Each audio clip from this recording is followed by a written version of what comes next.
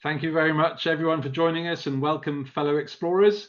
My name's Tudor Morgan. I didn't get the memo, so I'm not wearing a white top, unlike my good friends and colleagues, Karin, who's our VP of Expedition Development, and Verena, our Chief Scientist. Really good to have you back. Thank you very much for all the feedback for those that joined us in our West Arctic Fireside Chat last week. I know many of you are back in this call, which is fantastic. So we're trying to switch it up a little bit and take into note your feedback. And also thank you for the pre-questions. We will try and take those as we go through the webinar. But if you do have questions, please put them in the chat. And we've got a fantastic team of Olga, Nick, Alice, Archie and Ollie in the background that will be answering questions as we go through and also filtering questions for us to answer at the end. Okay, we're going to get to it. When we're talking about the East Arctic, we've got this massive area to cover again of Greenland, Iceland, Svalbard and Arctic Norway. So this will be a broad brush introduction to all those 4 destinations. In fact, we're calling it 5 because we're splitting Greenland, which you'll see why when we get talking. We also have more in-depth webinars that we've done in the past, and the team will share the link in the chat. So if you do want to dig deeper, then please go in and watch at a later date. But this will hopefully give you some inspiration to the different areas. As I mentioned, we're joined by Karin and Verena. We're getting used to doing this together, as well as been working with each other for a very long time, over numerous years on different ships with in different roles. So great to have all 3 of us chatting again. Just again, aware that many of you have joined our webinars before, so we're really trying to cut down this the corporate introduction bit. But at HX, we're very much built on and excited to be coming up to our 130th anniversary. So really building on that experience and heritage. We're really built for mindful, or looking at mindful adventures, really looking at that sustainability angle and the curious traveling side from really the science and education. All our trips are built around the sort of perfect balance between adventure, comfort and sustainability. All those pieces come together into these incredible expeditions that we lead. And expedition cruising. Those that haven't been with us before or have not been expedition crews, but the ship is the base camp, taking us into places that you can't get to by other means, and provides that platform to use small boats, kayaks to go exploring on land. So all those different things that come into expedition cruising. For this webinar and these 4 destinations, we are covering 4 of our ships in our fleet of 5. So we've got Amundsen and Nansen, our new hybrid vessels, which take up to 500 guests. We've got Fram, who's the master of the fleet, been around now almost 20 years old, but is really been the pioneer for us, taking around 200 guests. And MS Spitsbergen, which is our Northern Hemisphere expedition vessel, and she takes up to around 150 guests. So we're covering a lot of our fleet. Just to mention, the other ship in our fleet is Santa Cruz 2, which operates year-round in the Galapagos. So the middle pole of the world. So very much an incredible destination too. Okay, we're going to crack on to the Arctic, and I'm going to ask Karin, bring in Karin to talk about the different areas of Greenland. You're on mute, Karin, at the moment, so we can't hear you. I'm on mute. Sorry, didn't Brilliant. want to disturb you while you were on your way. So, so Greenland, we cover the main interesting areas of Greenland, I would say, and what it also kind of says is the focus areas. We also are doing areas in between here, which also incurs between Nuuk and Disco Bay. So we have Northwest Greenland with the Qaanaaq and Thule area. Then we have the Disco Bay area with the massive glacier outlet in Ilulissat and encompassing areas. And then from Sisimiut south and all the way to South Greenland until selected departure. And then, of course, my favorite of all favorites, we have Northeast Greenland with the Scoresby Sound fjord system, which is, by the way, the largest fjord system in the world. And if you look at the upper picture, that the little inlet that Tudor was so kind to look, you can see the difference, or you can see how large this island is. It is the world's largest island, but compared to Europe, you can see that when you go on a journey in Greenland, you are covering a lot of ground, even with only one of these areas. Go ahead. Yeah, absolutely massive. So we're going to talk about West Greenland first, because there's very much a difference in terms of the community focus, whilst East Greenland is remote, the back end of nowhere, which makes it incredible in itself. But we've got these different itineraries. At the southern part of Greenland, Verena, you've just come off one of those trips, so we're going to tap into your experiences on there.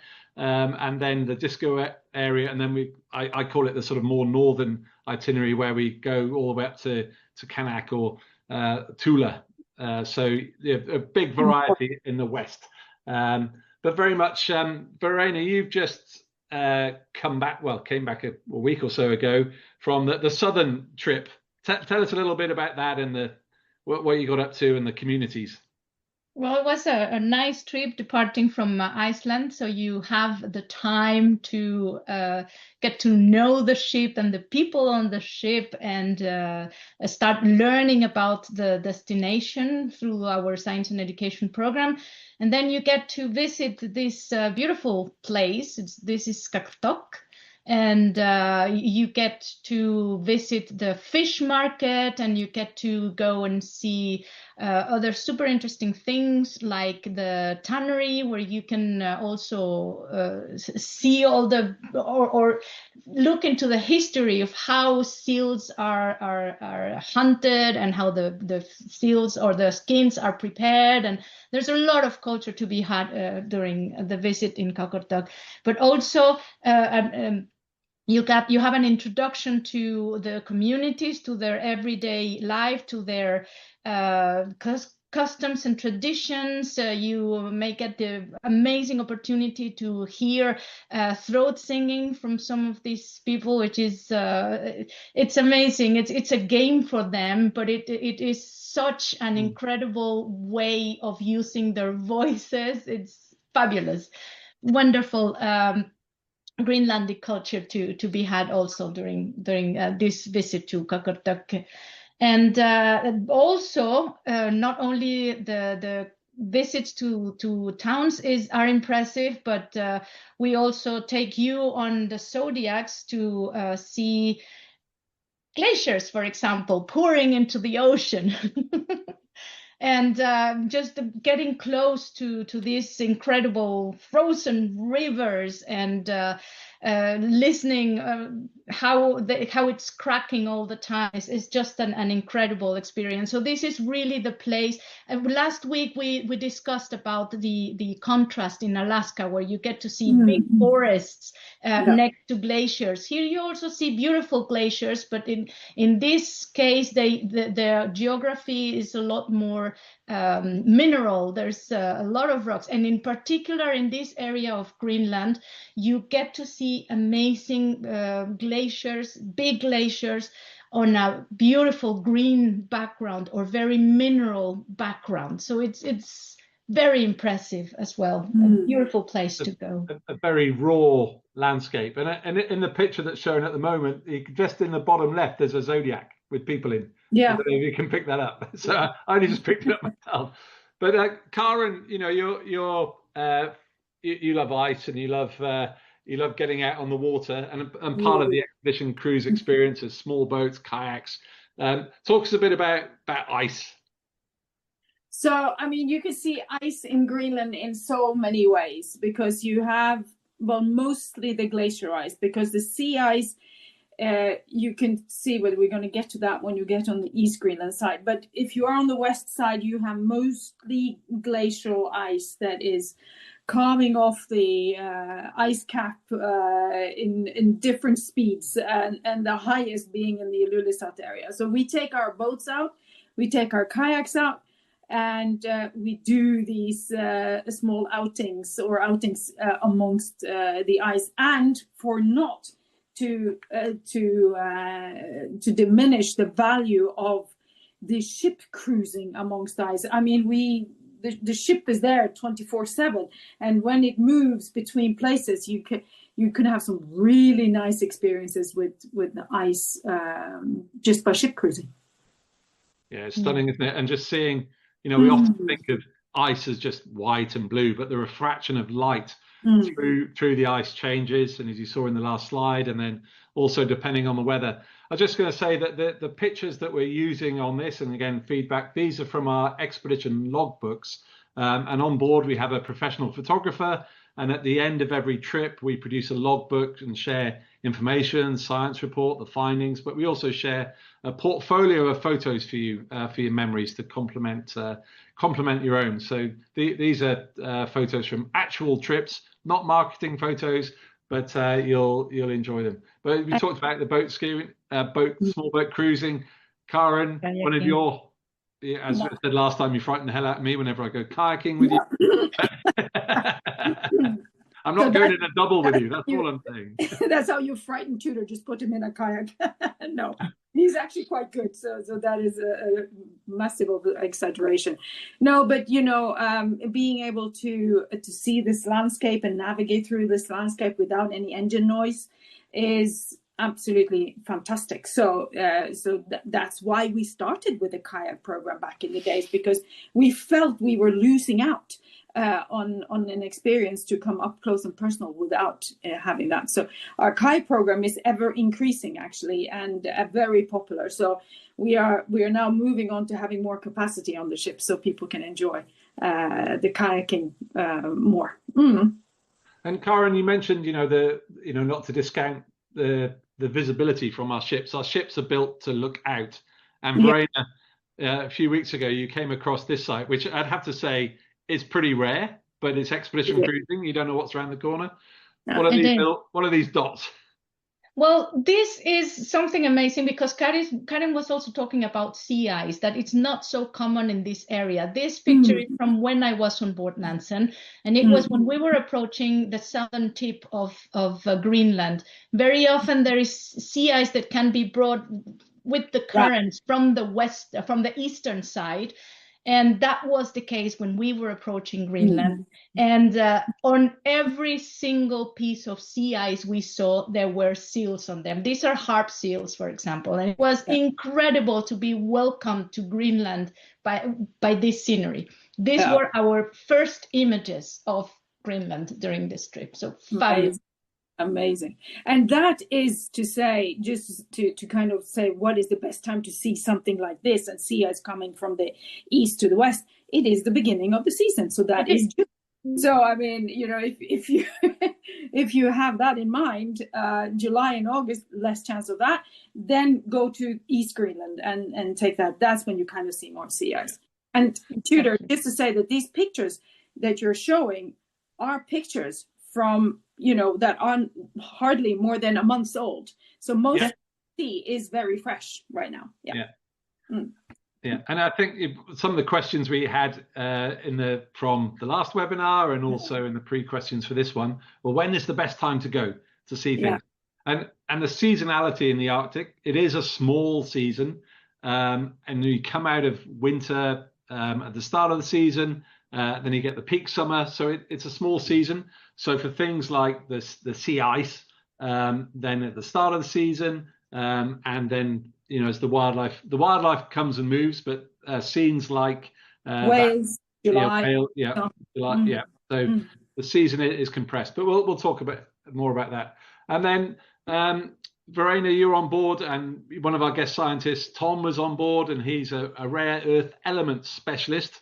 And in southern Greenland, we have this amazing old mine at Ivitud. Yeah, exactly. This is in Ivitud. It's an old cryolith mine that worked at the beginning of the 20th century, was at its height of exploitation, which was also quite important because the main property of cryolite is that it helps reduce the melting temperature of aluminium.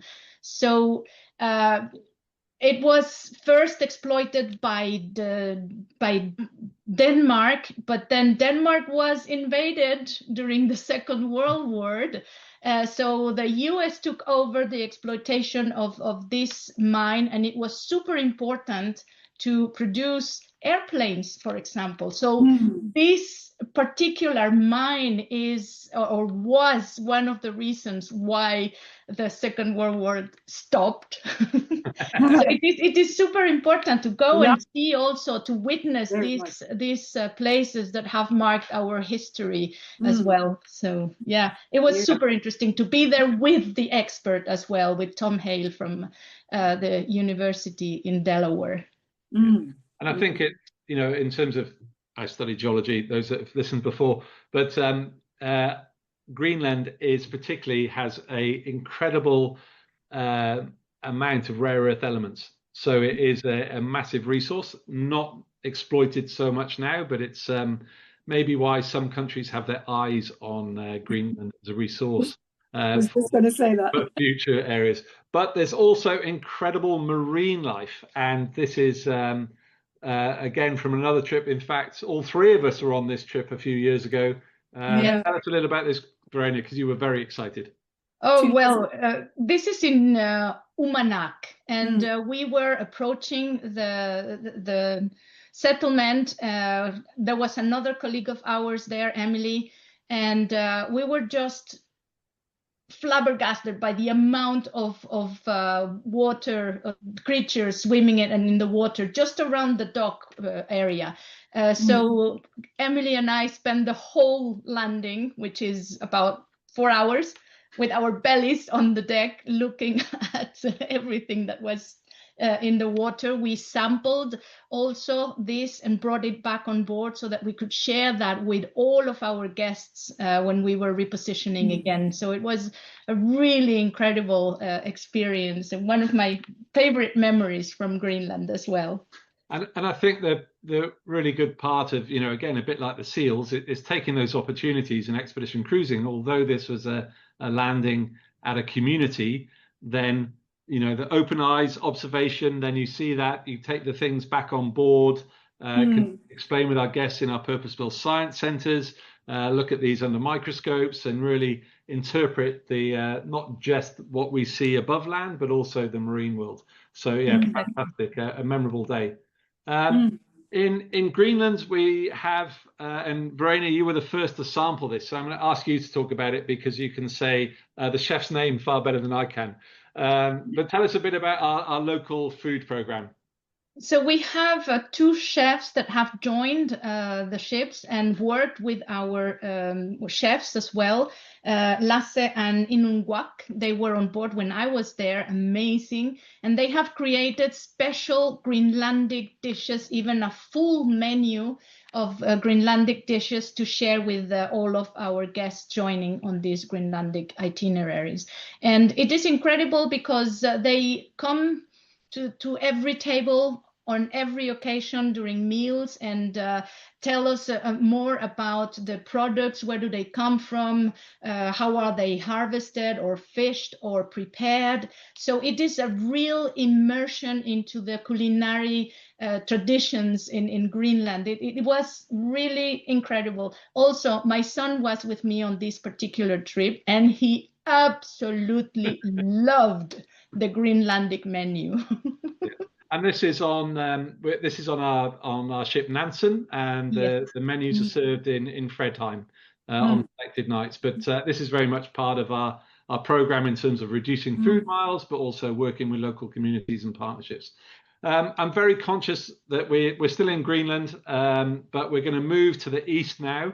And Karin, this is your favorite destination. There's some incredible, if you're into history and heritage, there's some incredible history books that you can just get really stuck into and read about the Sirius Patrol and pre-wartime expedition. It goes mad.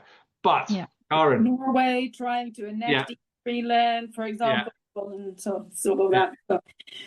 So this is as remote as it kind of gets, in a sense, in the Arctic. It is the largest fjord systems in the world, and what I like about it is the unpredictability of it. You never know what's going to face you when you come into Kaiser Franz Josef Fjord or Kong Oscars Fjord or any place north in East Greenland.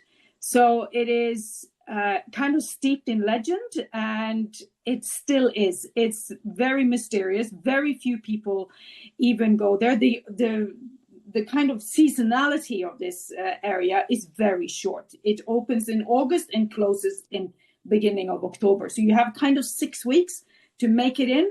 If not, it is either the full circumpolar ice sheet or ice that keep pouring in along the coastline that prevents you from coming in. Hence why the ice scape is also incredible. It is absolutely amazing in this. So you can end up starting with sea ice, trying to get into the fjords, and then when you come in, the glacier ice that is it's coming down from the ice cap kind of take over. And then you have the geology, which is Tudor's favorite topic, right there in the open. So I mean, it's a geologist wet dream to be in this area. Svalbard is way more accessible than this area here. So less than 10,000 people have seen Northeast Greenland National Park and area in modern times. So yeah, so you have some of the largest glaciers I have ever seen, Waltershausen, for example, in there, and yeah, and it's such a raw landscape, isn't it? Is. Because it's just and the fjord systems, when you get in there, you know, you don't know which way the fjord's going to go, or which way we're going to go, are we really going? It's just a dead end, and it's a labyrinth with the glaciers coming down and the raw. You just from the geology, it's like a textbook in a cliff, and you're trying to work out. Amazing. And I guess also from a geology point of view, you kind of move from hilly landscape to like a 500 meter, 600 meter to you have Alpefjord with 2,000 meter high mountains on both sides and very narrow. I think it's the rawness of it that. And this is why we were keen to separate West Greenland to East Greenland, because we don't get the community visits in East Greenland, and the landscape is amazing in West Greenland, but it's really raw and really, you know, new landscape with these, as we mentioned, the cliffs, the glaciers, and you know, and the activities of Zodiac cruising, hiking, kayaking, you know, amongst all this. But you're not going to see people. No, it's only in Tormet where you will see where there a settlement. So there is one, and then the serious patrol, if they are in a good mood, they might receive. But they have a job to do. This is the Danish military, so you know we're kind of being cautious about that. But they're normally very nice, and we have naturally, of course, nature landings. That's why we split, because this is mainly nature landings where you land on the beach. What you will see of human kind of influence is all the trapper huts that were placed there. You know, in the early 1900s, when trapping equally to Svalbard was massive, and Norwegians, you know how we are, we kind of go to other territories, and the likes of Mikkelsen and Rasmussen, you know, doing their exhibitions. This is an incredible photo that one of our photographers caught with not just the glacier doing a sort of bit of a carving, but the birds look like terns. Verena, is that right? Yes, it could be terns, but you also see seals in there. Gulls, they're too big. Got a bit of everything going on in this one. Amazing photo. But yeah, this is again capturing the moment, and also with those, you know, as we mentioned, that mix, because it's a bit. You get the currents, you get a bit of sea ice. Here you can see some the flat bits of ice, which are sea ice combined with icebergs coming off the glaciers. So yeah, stunning location. Okay, we're going to move on to the north of north, our most northern destination, Svalbard. And again, we've got a number of voyages here, These are with our MS Fram and MS Spitsbergen, so our smaller ships. And again, in terms of seasonality, very roughly at the start of the season, we stick to the west coast. As the season opens up and Hinlopen Strait, etc., then we attempt circumnavigations as we get later into the season. So that's very broad brush.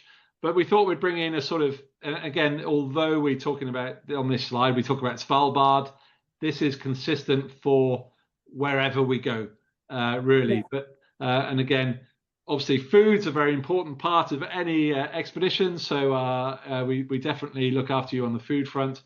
But we have that mix of the expedition team preparing landing sites, making sure everything's safe, scouting for bears, as in we want to see bears, but we don't want interactions with bears.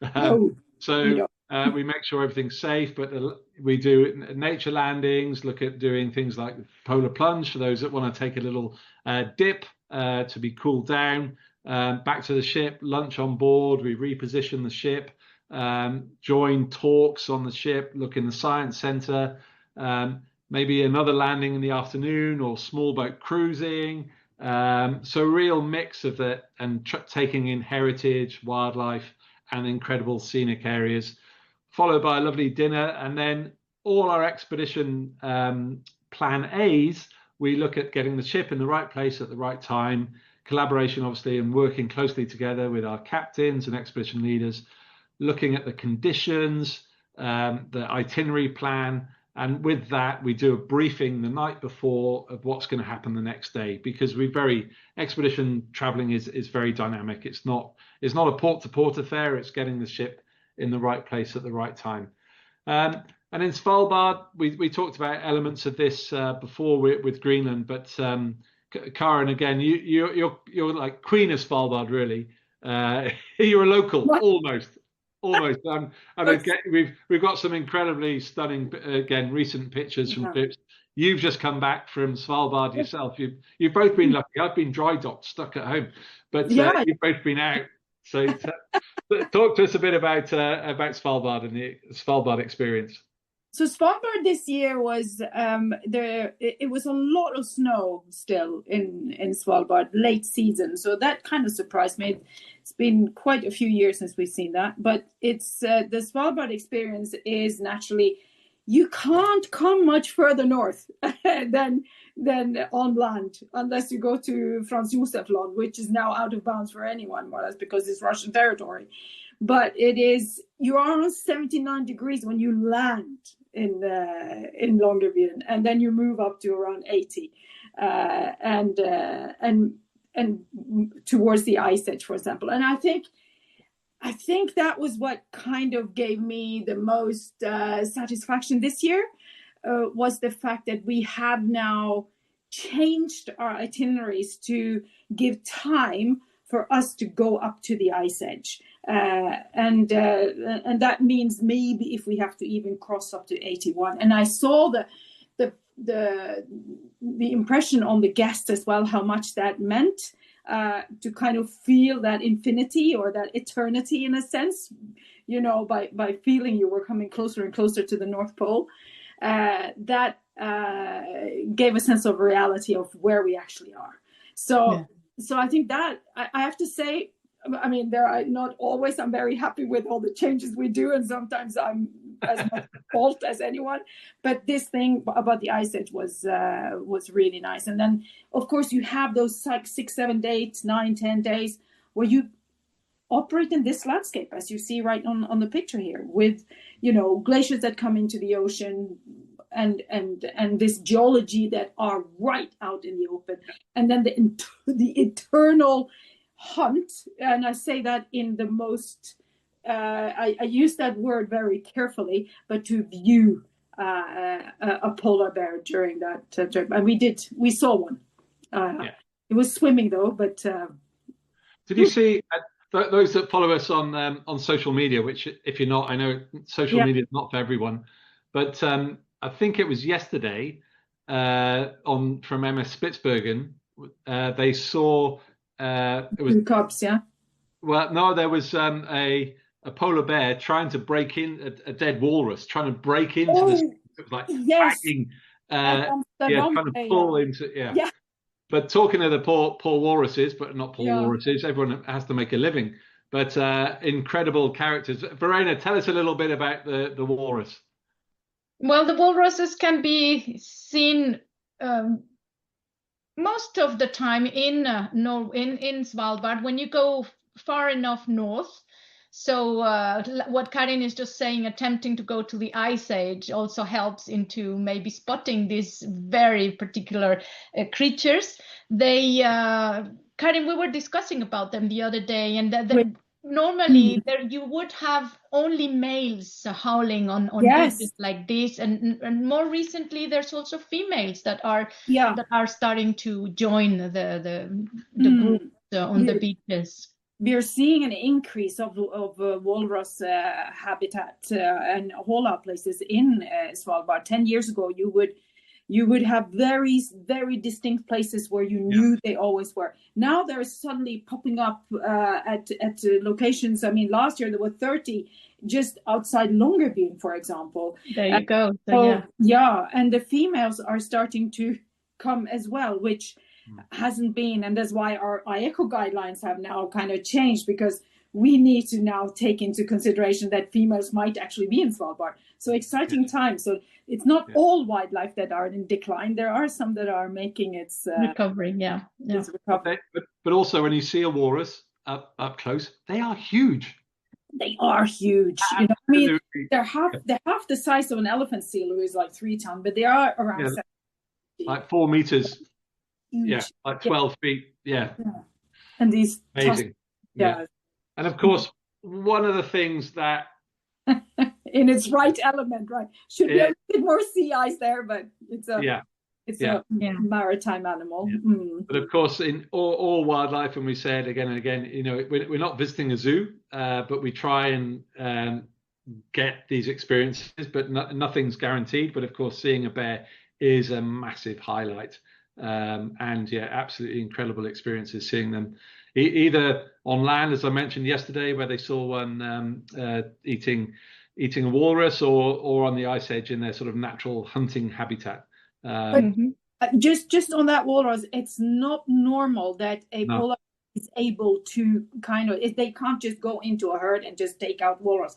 I mean, first of all, the skin is really, really thick, so they have problems with that. So this occasion could have been one that was already dead, or a very weak one that they managed to get over. Because normally they leave actually walrus alone, unless you're a young bear with very little routine. They kind of go at it, but find very quickly out that not a survival of the fittest. Right, we've still got to finish Svalbard. We've got to do Iceland and Norway, and then let's go. Ollie's going to be in trouble.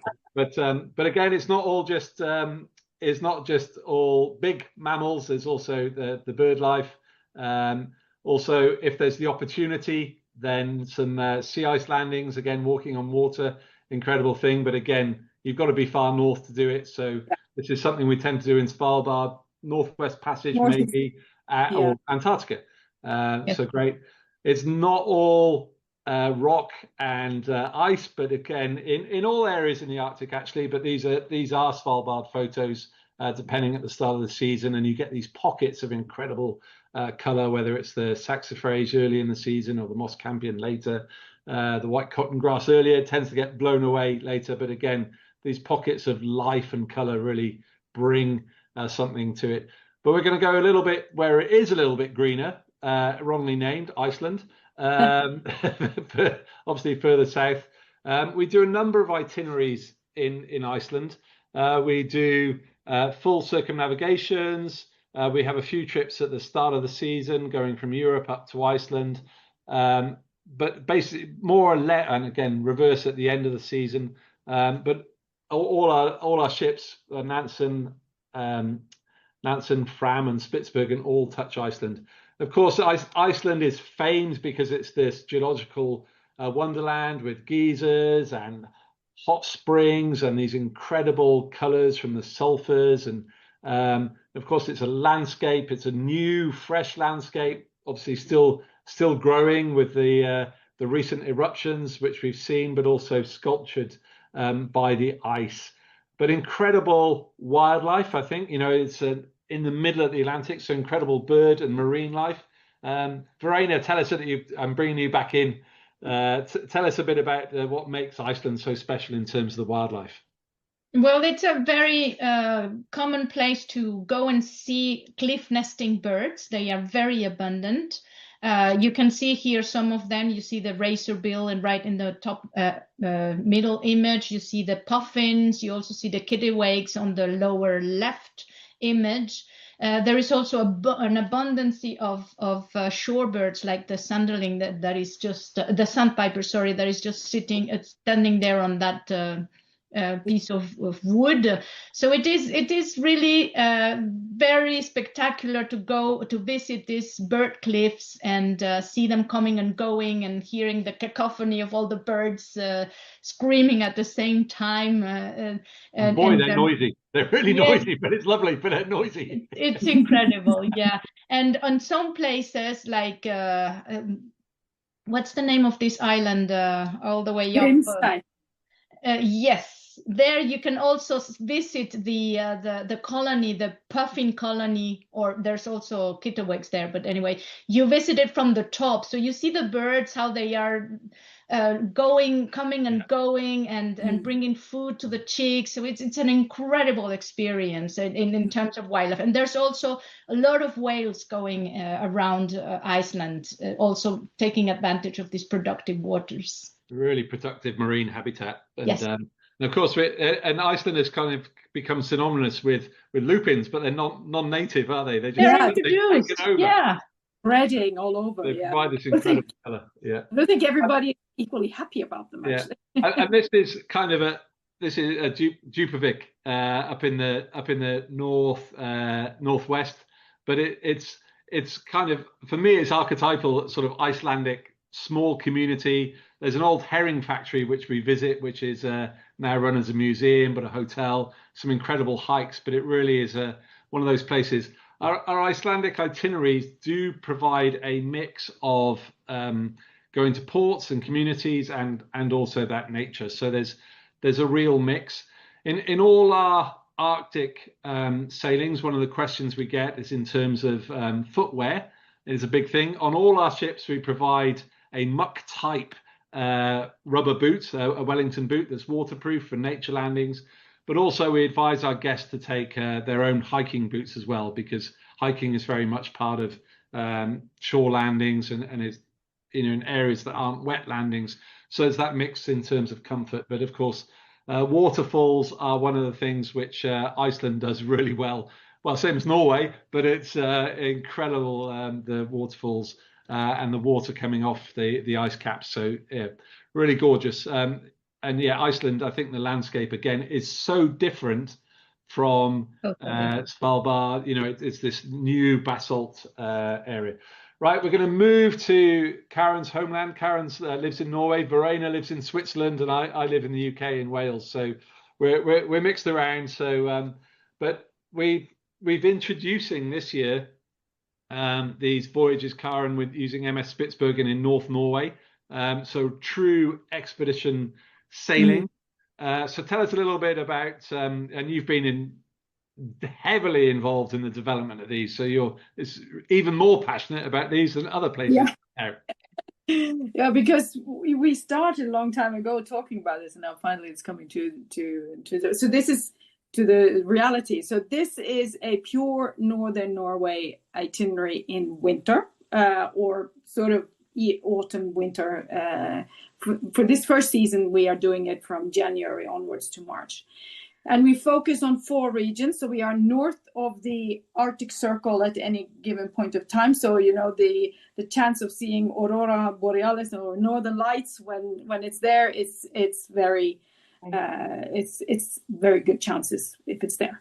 So we would like to take you to the alpine landscape of Lyngen Alps, and then we would like to show you Senja, which also have quite of these dramatic peaks and fjords. Then you have Vesterålen, so I'm going north to south now. it's not necessarily that order we're going to do the trip, but Vesterålen is kind of a little bit of the hidden gem, the one region that not really tourism have taken quite off yet, but Lofoten, of course, which now is, they use decades of marketing to do that, and they can now see that everybody knows about Lofoten. But we will touch by all of these and show you some of the areas, like how we as Norwegians would travel. So we would not go to the, and excuse me for the word, tourist traps. We would take you and have the opportunity to sit in a fjord where we could look at the northern lights from a very non-light polluted environment point. Yes, and that is really, really important. And what we see of comments, for example, now that Tromsø is overwhelmed with, northern light tourism, is that, and other areas of northern Norway with just as much, good opportunities have hardly anything, like Vesterålen, for example. There is so much potential that is not used. So take you out of Tromsø and not having to get up at 4 a.m. in the morning to go into a bus and then find a light, less lighted area to see the northern light. You could just go straight from your cabin up to the deck in a quiet fjord and see the northern lights, or we might just drop the Zodiacs and we take them from there. And you talk about the northern lights, but obviously that's when it's dark, but there is quite a little bit of light. But as shown in these pictures, the winter light, the alpine glow, is call it further south. And it's blue. That light is kind of bluish in color. I mean, even though so it becomes very quickly lighter and lighter. So even if you have dusk for 5-6 hours, you can do, we hike and we do whatever. So we will kit people out, with a little bit more kit than we normally do for these trips, with the crampons and headlights and thermal protection suits and stuff like that, to kind of be able to enjoy this landscape and the light. And so it is hunting the light in a sense, both with daylight and the lights. Northern lights. Yes. And although it's winter, there is still, people may think there's no wildlife, but there is there's still wildlife around. So the mix of different mammals, eagles, you got the whole mix. And we mentioned this incredible. Here you go. This is. What time of day was this, Karin? This is 1 p.m. This is just before Gezagen. This is sort of, towards, so it took about an hour until you had that sort of twilight for yet another hour. It's so gorgeous. It is so gorgeous. And so we're doing these sailings from late January through to March. So we've got a number of sailings, but 17th of January we start, and then till the end of March. Absolutely stunning. Okay, we're gonna sort of wrap up a little bit and just move on to, because I know there's been quite a lot of questions, but all our sailings now are all inclusive, so Wi-Fi included, food, cocktails. There are some. Obviously, we have a boutique on board. The bigger ships, we do have a spa. So if you want to do those extras, then you do have to dip your hands in your pockets. But the day-to-day, all included. We've mentioned a lot of the activities, so we're not going to go through those, but we keep you very busy. If you want to be, you choose. There's a number of trips. There's also some of our items are excursions where we extras, but generally on the day-to-day, there's plenty that you don't have to dip your hands in your pocket. Also, in terms of our activities, before I move across to Verena, who runs this whole program, there's an element, we get lots of questions about fitness. How fit do I need to do these activities? Again, you all know your own limitations. The biggest thing is getting on and off the ship in a Zodiac, where we have teams helping you. So the ability to, I was going to say, it sounds silly, the ability to walk and stand and sit. And again, you choose how much you want to do. So we're really relying on you to be able to tell us how much, but our ships are well equipped to be able to get around, including with lifts and etc. etc. So it's we like people to be fit, but again, you know, if you can travel, then those things. Verena, tell us a little bit. We've talked quite a bit about the science and education program already, but tell us a little bit as a sort of recap. Well, yes. So our science and education program has a goal, and that is to expose or to immerse our guests as much as possible in the destination that we are taking them to.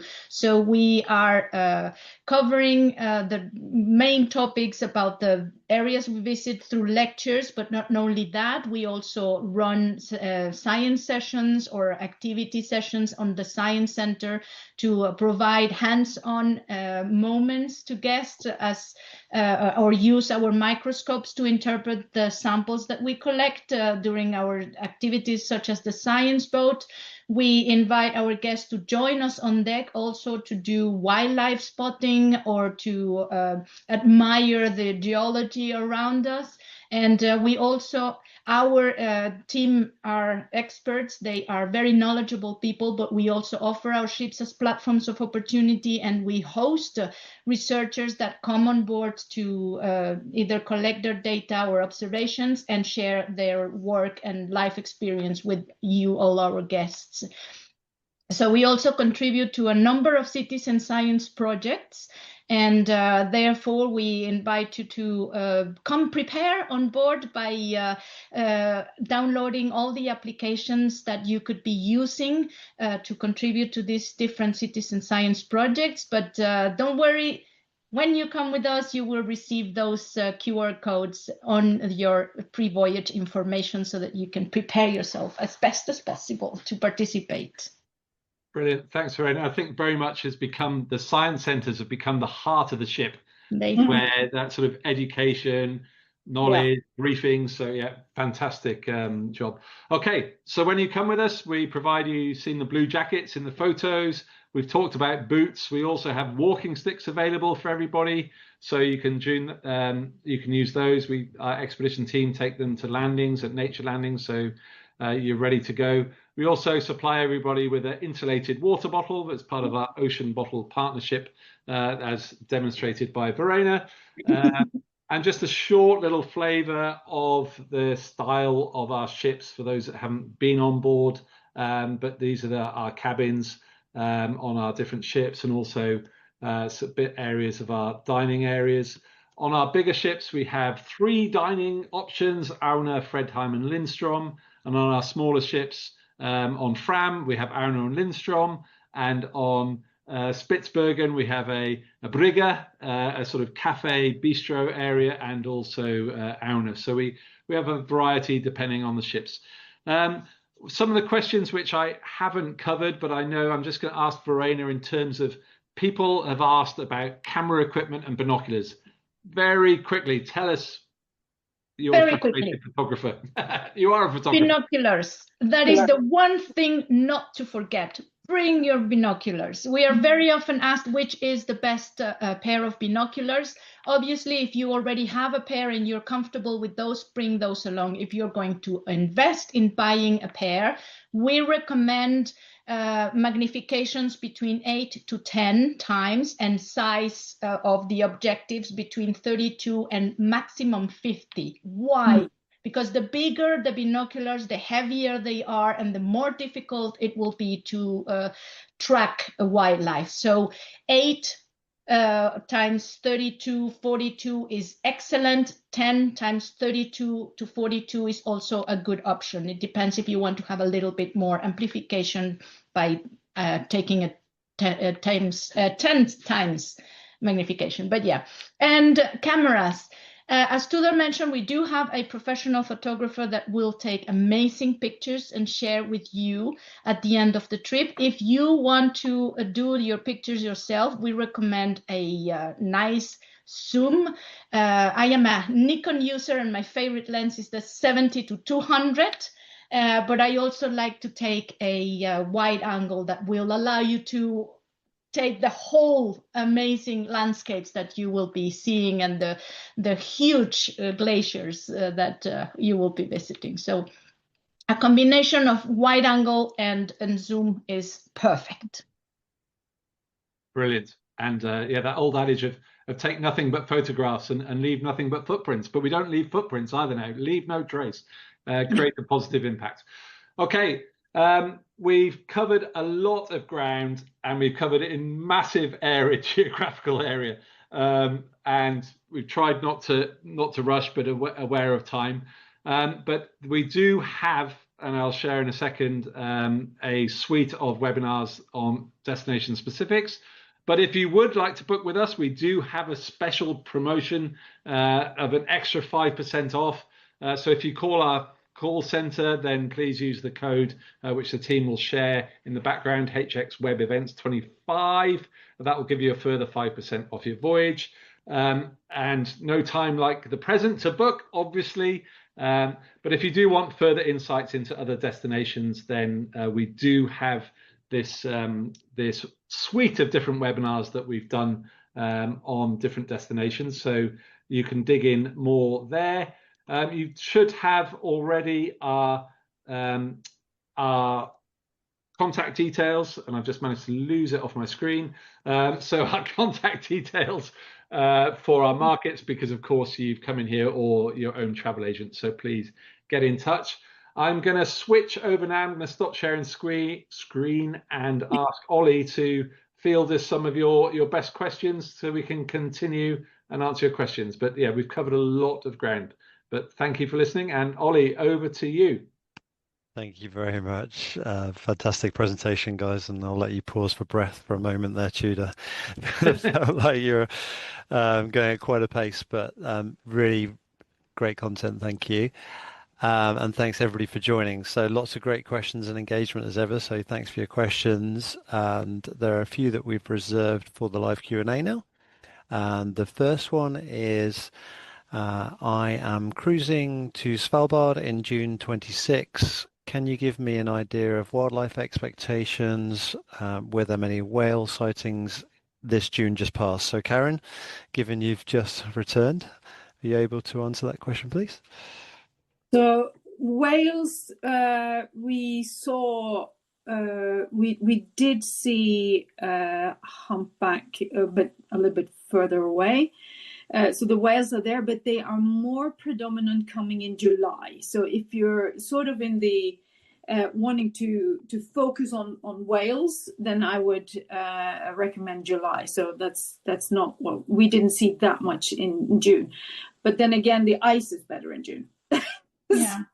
Kind of. But also, if I may just add, if you want to have a little look at what has been observed before you join your trip, go to happywhale.com and you can see on the world map, you focus on Svalbard and you see what observations have been updated in the past few weeks for that area, and you will know exactly what to expect. Brilliant. Thank you very much. And Karin, probably for you again, in terms of the kayak trips, do you have to be able to swim? Yes. Yeah. And can you talk to Svalbard and whether you have to book through a lottery process for Svalbard, or whether you're guaranteed to be able to get a kayaking spot, please? Lottery isn't really the way we do kayaking. We take every sign up and we put every sign up in a group, and then we start with group A, B, and C, and then the only thing that kind of makes you not go is if the weather isn't good enough to take everybody out. But on our smaller ships, like for example from and in Svalbard, if we're talking specifically about that, we are normally able to get most people out. So there is no lottery system for kayaking. It is everyone gets to put their name in and be part of the groups that we are planning to take up. Fantastic. And then we have questions on icebergs. So I'm not sure who wants to take this one. But Either one. yeah. Which area has the largest floating icebergs, and where is the best opportunity to witness glacier calving? I can start and then Karin can chip in. So the the big area of ice flow in Greenland, the famous area, is Ilulissat, which is up in sort of the Disco area. Disco Bay in West Greenland. Mm. Very well known, as well as seeing the ice as an incredible ice museum. So there's a very active glacier there. So lots of ice. In terms of big icebergs, then out in the East Greenland, I'd say eastern. But that variety of sea ice, as you get north, on our trips in Svalbard, we tend to go up to the ice edge. So there is a variety, but big, tabular type icebergs, then East Greenland and Svalbard. Great. Yeah, Svalbard not so much. There you have glacier ice. More chunky bits. Tabular ones there. Yeah. Chunky bits. That's East. I would say that's East Greenland. East Greenland, yeah. Absolutely, yeah. And you see carving glaciers, all three. East, West Greenland, and Svalbard. Mm. And Karin, another question on kayaks. Sorry, I missed. Good. Are they just single or double seats? They're double seats. We are expanding our program now to a type of kayak where you also can, without any previous experience, also paddle single in that. That will be for Arctic 26. So will be introduced in Antarctica 25. So we are increasing that, but that will be inflatable kayaks. They're easier to handle as a non-kayaker in a sense, and therefore we're sort of making it more accessible and more capacity. Mm. Nice. Yeah. Bit of an exclusive reveal there, Karin. Yeah. And they also ask whether you'd recommend kayaking if you've not done it before, and specifically for an elder person. Absolutely. 95% of our people who go into, and I mean that is the percentage of people who go into the kayaks in all our areas, have never set their foot in a kayak before.